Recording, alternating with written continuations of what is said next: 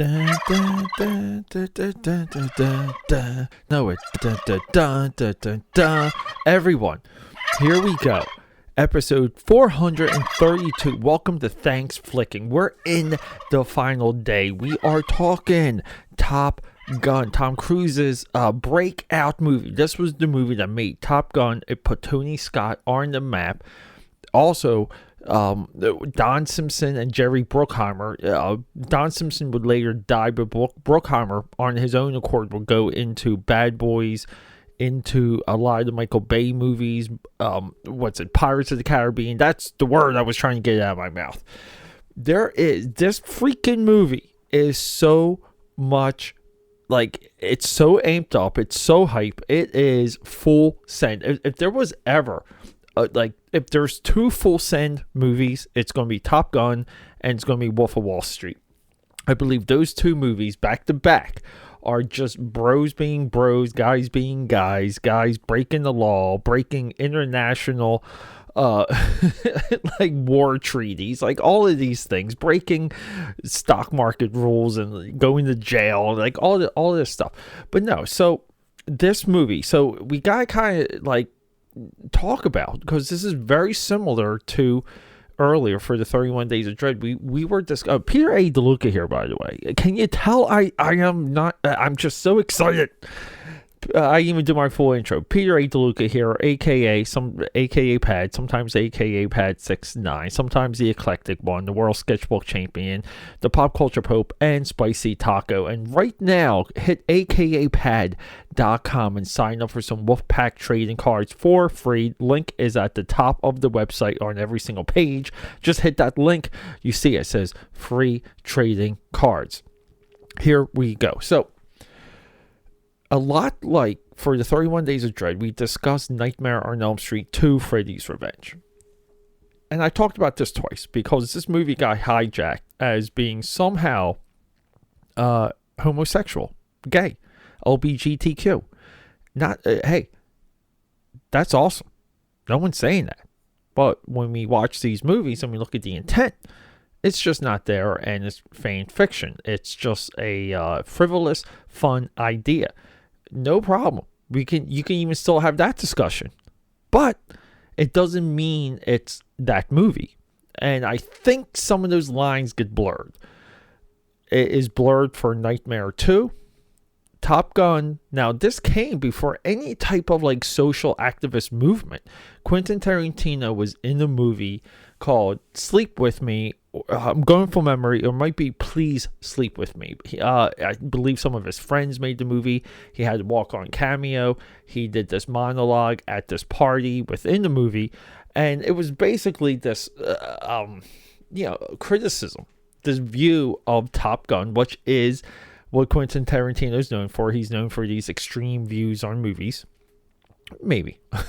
I feel like I dropped your platitude there. Son of a bitch.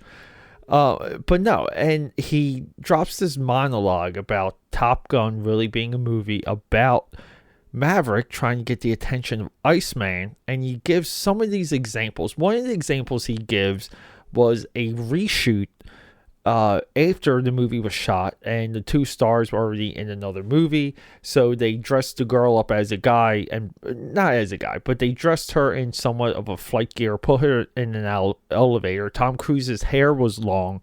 They wet his hair and shot this one scene. And so whatever, it's fun. It's a fun party anecdote, same as what Freddy's Revenge should be. And then that's just forgotten at this point. It's passé. The internet just snuffed it out, smashed it into the ground. But it is a part of the history of Top Gun. And this movie, though, this just like Rocky IV, our latest movie, I remember seeing these movies in the theater. My sister cried, bawled her eyes out for Rocky. She cried when Goose died, okay? My sister, she cried during Baby, this god-awful dinosaur movie. My sister had a very traumatic experience. Like, looking back, it's like, oh my God, why would you? If you cried as much during movies You would never see another movie again in your life if you were my sister. Just the fact that my sister likes watching movies now, and it's somewhat a part of her, like, just her day to day. Bravo. That's a lot of courage. That's a lot of credit, because she was legit traumatized when Goose died. It's still with me. It's still meaningful. This movie launched the careers of producers, stars, filmmakers, stars, producers, directors. Okay, I got it out. But yeah, so and then we have, still to this day, the best shot dogfights in cinema history. I don't know if there's another movie with better dogfights. The sunsets, the beginning, the score, even like the music for this movie, right? Like, all of these things are there. They resonate, and they're pretty much perfect. I'm not sure if there's a character that I would take out of this movie. I'm not sure there's a scene that's missing or should be taken out of this movie. I'm not sure the movie needed a different ending, because the ending for this movie is perfect. Tom Cruise, aka Maverick, doesn't become Top Gun. He's not the best guy. He has his demons. He has a lot of demons, but he completes the mission. He's a soldier. He follows orders. He has a duty. He has a higher duty, maybe a higher calling. That's the resolution. He comes to terms with himself after going through fire. He legit goes through fire in this movie. The camaraderie he has with the crewmen, with the Air Force men. It's legit. I'm sorry. It's Top Gun, Naval, or Air Force. I forget. I should know. But yeah, and then we have Tony Scott. Our next movie, The Warriors, at one point was going to be remade by Tony Scott. Tony Scott died. R.I.P. Unfortunately, he's brother of Ridley Scott, the guy behind Alien, Blade Runner, Kingdom of Heaven with Orlando Bloom. Probably his most underrated movie.